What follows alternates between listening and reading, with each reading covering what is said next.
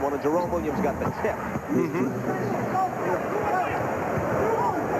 Now the Childs basket puts the Knicks back up by 5. Hill goes to work. And Buck Williams has the rebound. Almost lost it. And now a foul on Jerome Williams. Mahorn leaves and Brian Williams comes back in. You gotta love what Brian Williams brings to this basketball team.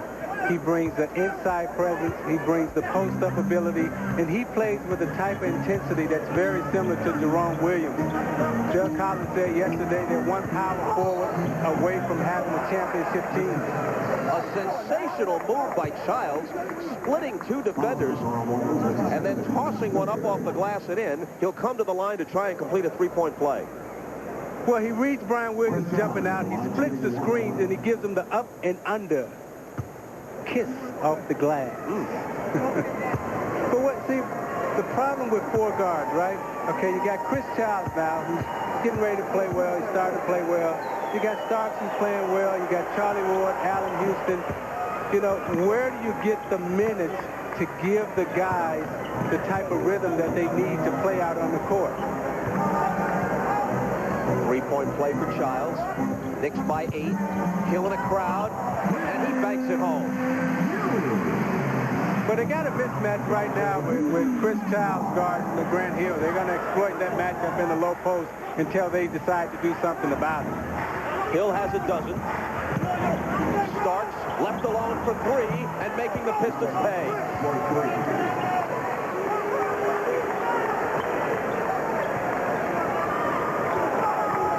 Doug Collins inherited a team which had won 48 games in the 2 seasons before he got here. In his 2 full seasons at the helm, they won 100. They more than doubled the victory total. But this year, after splitting the first 40 games, he finds himself under fire. You know, I think Doug Collins is doing an excellent job. You know, I remember when Doug Collins came, you know, he took this franchise over when it had only won 20 games. He's doing an excellent job with the team that he has right now. We'll continue that conversation after a break. Last year, the Pistons won 54. Doug Collins told us that he knew before the season began they wouldn't win quite that many this year because the Eastern Conference has improved. Even the lesser teams like Boston and Philadelphia aren't automatic victories anymore. So he thought even if his team was intact, they might win only 47-48 as opposed to 54 a year ago. In 96, Orlando knocked them out of the playoffs in 3 straight. Last year, a tough 5-game first-round series, which they lost to Atlanta. But the key stat is he won 100 in 2 years, and they had won 48 in the previous 2 years. He is both the general manager and the coach, so he's assembled much of the team that he coaches.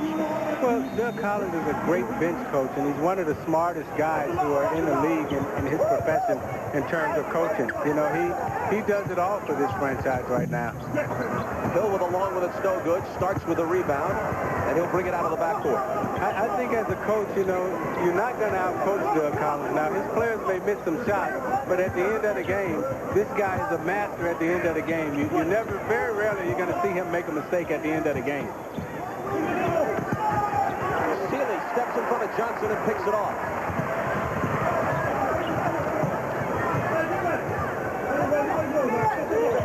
Hill on the drive, switches hands, they keep it alive, and it goes out of bounds to New York. Now, Grant Hill has the ball in his hands a lot. You know, they like for him to take it off the dribble. They like the way he gets to the foul line. They like the things that he can create for others and his teammates. It's going to take all these guys a while to get their rhythm into jail, but under Doug's leadership, I'm sure they will because he pushes them pretty hard. That graphic showed that today, at least, the 4-guard rotation is working. 27 combined points, all of them shooting well percentage-wise. Yeah, but the problem comes with that is one of those guys has the capability, and Starks in Houston, both those guys have the capability of going off and getting you 30 to 40 points. When they're sitting over there on the bench, they do you no good. Larry Johnson's hoop gives him 4, and more importantly, gives New York an 11-point lead, and Malik Sealy can't cut into it. Sealy on Starks. Good pass inside to Buck Williams, and Buck Williams was fouled. A lot of viewers in New York maybe heartened to see the former St. John star, Malik Sealy. They may have been asking themselves, whatever happened to this guy? You know, if your safety was your primary concern, 3 years with the Clippers might be the next best thing to being in the Federal Witness Protection Program. He hasn't been out of the league. He's just been in relative obscurity now with the Pistons. It's safe to say that he's been lost.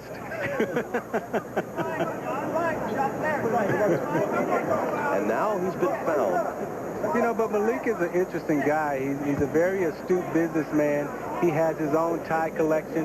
When I was in Forbes magazine a couple of years back, he was one of the main guys that Forbes talked to about his business. Knicks by 11. Childs trapped on the baseline, brings it back out. Childs into the lane, through a crowd, and missing, but Buck Williams can't finish it. Now this is where the Pistons really have to make their move right here. Stackhouse behind the back and off the glass. Yeah, he's sweet. He's an exciting player. He's explosive in open court. What the Pistons have to do right here with this lineup, they got to pound the second unit of the New York Knicks. They got to take advantage. They have most of their starters out on the floor, so they really got to take advantage of this lineup here. That last play showed you one of the things that Stackhouse does best. He's a great transition player. He's brilliant in the open court. He does all the little things that you like to see happen in the open court. He passes it well. He takes you off the dribble. You know, this guy can do it all, you know, in the open court. He's very exciting. He catches it. You see, watch him go behind his back right here. Oh, stop, go, stop. Ooh, sweet. Hey, where you at? That's Jerry Stackhouse. And the problem for him in Philadelphia was, in your view? Well, I don't necessarily know if there was a problem. I think you had two young guys there in terms of Allen Iverson and Jerry Stackhouse.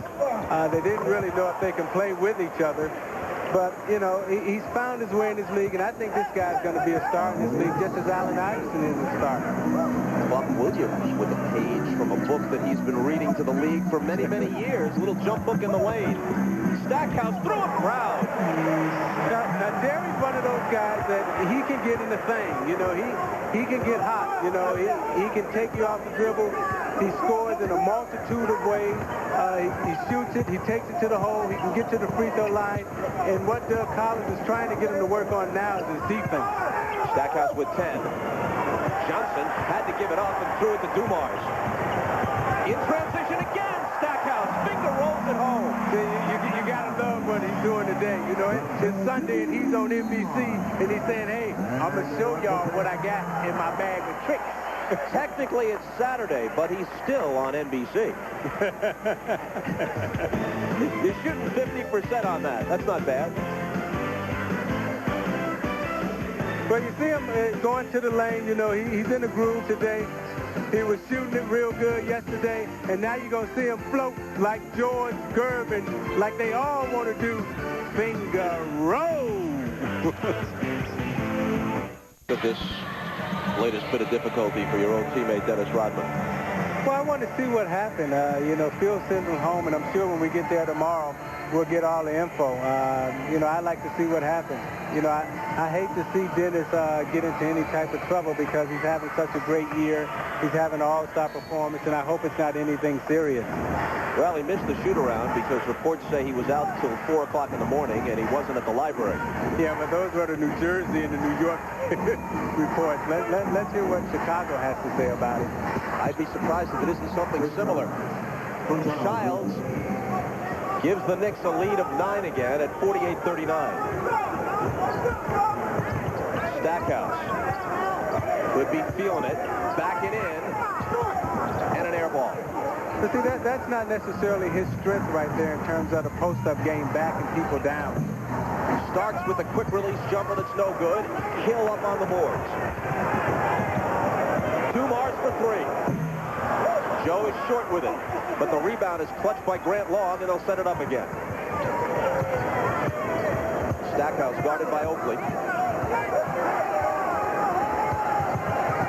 He wants it, loses it, and it's Detroit ball as it's slapped away, last touch by the Knicks.